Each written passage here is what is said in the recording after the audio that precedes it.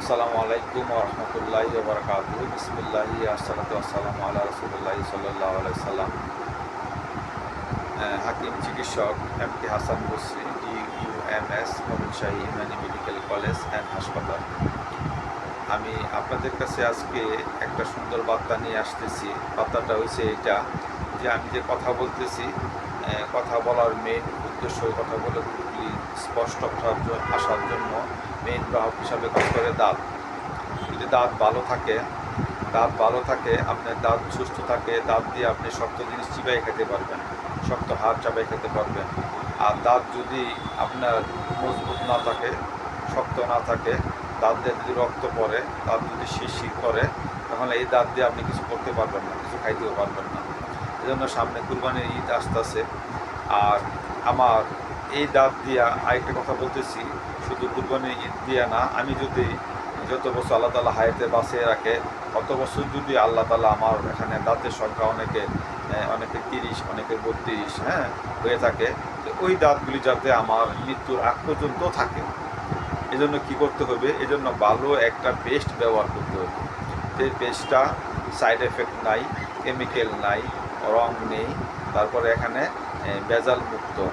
আর এটা এই পেস্টটা ব্যবহার করলে যেখানে আমাদের কেমিক্যাল ছাড়া, রং ছাড়া যদি আমি এটা ব্যবহার করি, তাহলে কি হবে? আমার দাঁতের জন্য সুরক্ষা হবে, পেটের জন্য সুরক্ষা হবে। আর এইটা যদি ব্যবহার না করি কি হবে? বাজার থেকে আজে বাজে একটা পেস্ট ব্যবহার করলাম, এই পেস্টগুলি কি হয়? এই পেস্টগুলি কেমিক্যাল থাকে, ফ্লোরাইড থাকে, এখানে বলছে ডিটারজেন্ট জাতীয় কিছু থাকে, রং থাকে, গন্ধ থাকে, বিভিন্ন কালার থাকে, চকলেট ফ্লেভার থাকে, যেগুলি আমাদের পেটের জন্য ক্ষতিকর। বাচ্চারা খেয়ে ফেলে যাওয়ার পরে পেটে পীড়া হয়ে থাকে। তো আমি আপনাদেরকে অ্যাডভাইস করতেছি যে আমি আমার প্রত্যেকটি পেশেন্টকে আমার গেনুজি পেস্ট, যেখানে যে পেস্টটা সাজেস্ট করি, যে পেস্টটা তাদের কোনো কিছু সমস্যা হবে না, একদম সাইড এফেক্ট ছাড়া। যে পেস্টটা আপনার দাঁতের জন্য মুখের ভিতরে মাইক্রো ওরাল জেলের মতো কাজ করে।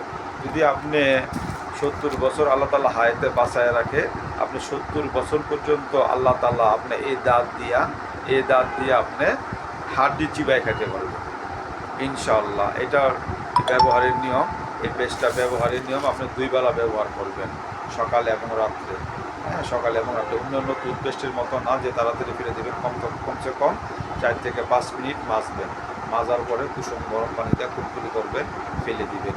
কোনো কারণে যদি বাচ্চারা খেয়ে ফেলে, তাহলে কোনো সমস্যা নাই।